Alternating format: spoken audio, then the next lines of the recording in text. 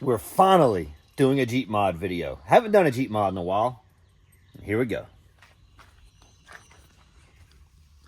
This is the new mobile radio install. So number one, I went on the overhead on the molly panel. I forget who makes this molly panel, but just mounted right here. I put this on a lanyard like old school trucker, so I can pull it down, talk, and retract it back up. I originally had it on this clip right here, and I would go to take it on and off the clip, and I would always hit the mic taking it off, so I came up with this lanyard right there. For power, I did not put it on the switch controller because the switch controller, when I've determined it runs only lights.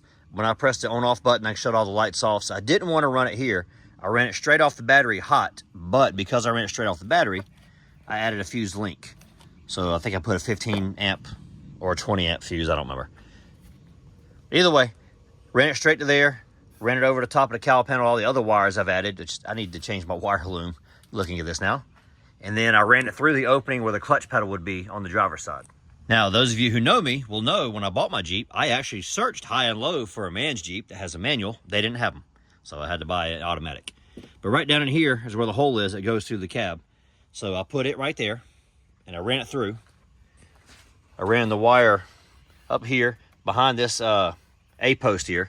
Then when I got up here, I pulled down the visors, I ran it underneath this plastic, and you see the wire coming out right there. I still don't have it tied down here because I'm not 100% certain I'm going to leave the radio here, and I'll get why here in a second. But I ran the wires through here, I mounted the radio here. I already covered the mic, so you're good there. That's how we did the actual radio. Now, as for why I'm not sure about the location, as you can see from the angle, the radio is good and bright, but it's kind of still pointed behind me. And I thought I wanted to have it on this side so the passenger could use it too. Never happens. So I may take it and move it forward a hair and turn it a little bit more towards the driver. Not really settled on this location yet, which is why these wires are still not secured down.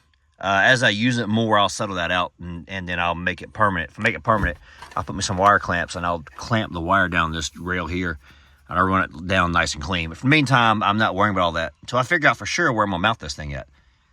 I generally like the spot. I'm just not certain of how far it's turned driver versus passenger. So I do know there were times my daughter would drive the Jeep when we were off riding somewhere, and I would want to be able to see the radio from the passenger seat. Now, she obviously is moved on in college now, but now my youngest daughter's about to start driving, so it might be in a situation where she drives. So, yeah, we'll see. I like to be able to see it from the passenger seat, even though I'm just not settled on that yet. We'll see how it works out as I use it more.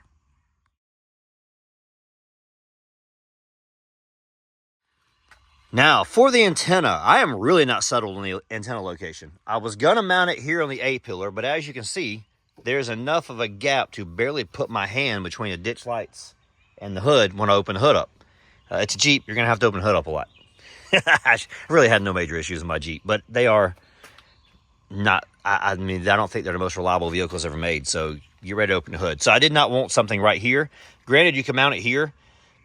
You wouldn't have a good grounding plane here. And I could still eventually come back and mount it here. But for the time being, it's on the roof. I wanted the highest possible location. So I've got the NMO mount, magnetic, with a Midland Ghost antenna, little 3 decibel there. I love the antenna, love the mount. I love it being high up. I mean, the range has been excellent. However, I did not drill holes in my top. It is kind of a temporary routing at the moment until I figure out for sure if I'm going to leave it here. So let's show you how I routed it.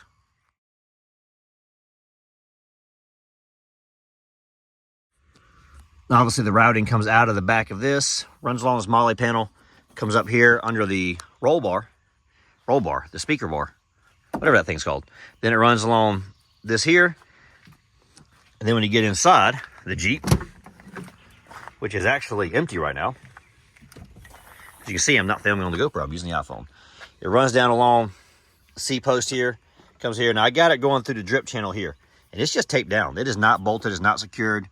There is no holes drilled in the top yet. I think if I made it permanent up there, I would drill holes, but I'm just not certain I want to leave it up there.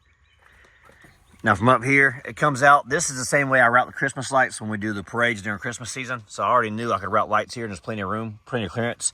I don't want to route it out the side because you don't want to distort the seal that seals the water from not coming through the window. But it just runs along the roof rack, goes up to there. Pretty straightforward.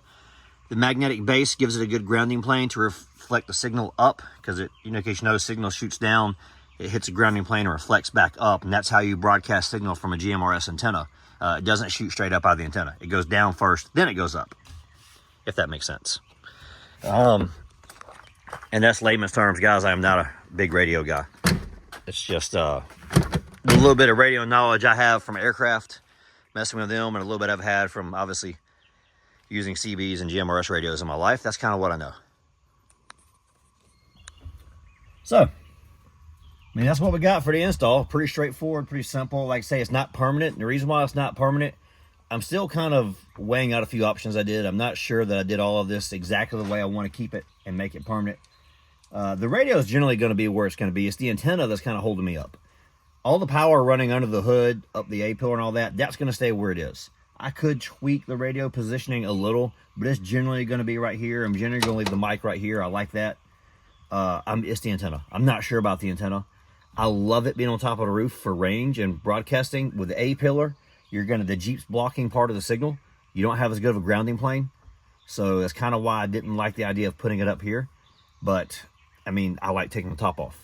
And with the magnetic with the magnetic base, if I take the top off, I can just cut the zip ties on the roof rack, take top off, and I can stick it on top of the roll bar, which is magnetic. Obviously, it's steel. So, that's kind of why I like the top mounted option. I'm not certain yet. If I get certain, I'm going to drill a hole through the roof and I'm going to run power or the coax through the roof, but then I can't take the roof off. There's another problem. I need to run a junction. I got to figure all that out. I got a lot of things to sort on there. So that's why it's kind of still the way it is at the moment, and we'll see in time as I use it. Maybe it'll probably next year before I make it permanent, because I got to get through a good winters when I do most of my Jeep rides. So yeah, I guess let's talk about the radio. The radio is a Radioddity. I don't know how to say it. It's a Radioddity DB-20. It's a 20-watt GMRS. It is a voice on a chip. Homoheterodyne? Is that what that is, I think? Yeah, homoheterodyne. I think that's a voice on a chip. It's a chip radio. It's not a true radio. But, I mean, I like it. It is not as easy to use as the Midland, but it is easy to use. It just takes a little bit of a learning curve to figure out how it works. If you have any kind of radio experience, it's fine.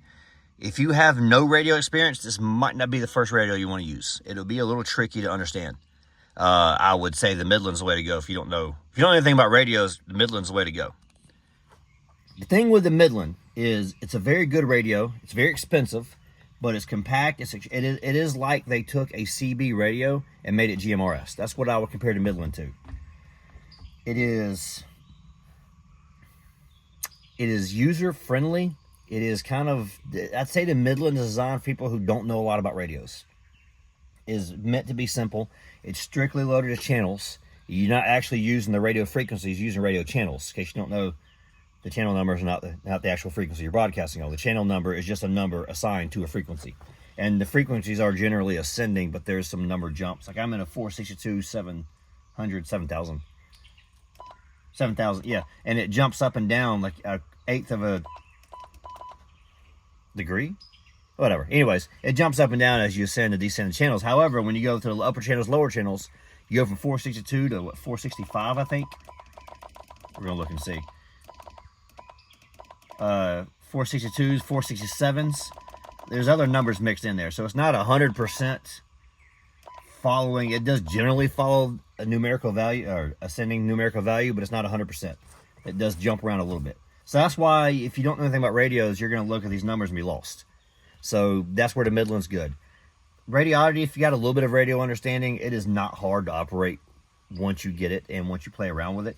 But it is a little bit of a learning curve, learning how to use it. It took me a few weeks of playing around with it, a few weeks of I drive the Jeep like once a week. Like I don't drive this thing every day. But, you know, a few trips of getting out, using it, stopping, playing with the features, looking at the manual again, and then getting out and using it some more. Once I did that a few times, I had wrapped my head around how it works. So, yeah, it's not a bad radio for a Jeep guy, for a radio guy, and you want it cheap and simple. I think it's like $100. It's a third the price of a Midland radio. And I definitely, you know, for what you're getting, bang for the buck, I love it. So, yeah. Let's talk a little more about the actual radio itself. Alright guys, so scratch that idea. I just started editing the video and it's getting too long. So here's what we're going to do. This video is the overall installation of a GMRS radio and a ghost antenna. Not really specific to what radio you're going to use. The next video is going to be the specific early review of this DB20 from Radioddity. Or Radioddity, however you say their name. So that's the next video. It'll be coming out next week. Or by the time you see this, it may already be out. I will link it at the end of this video once it comes out. That's all I got for this one. G-Speed Jeepin'.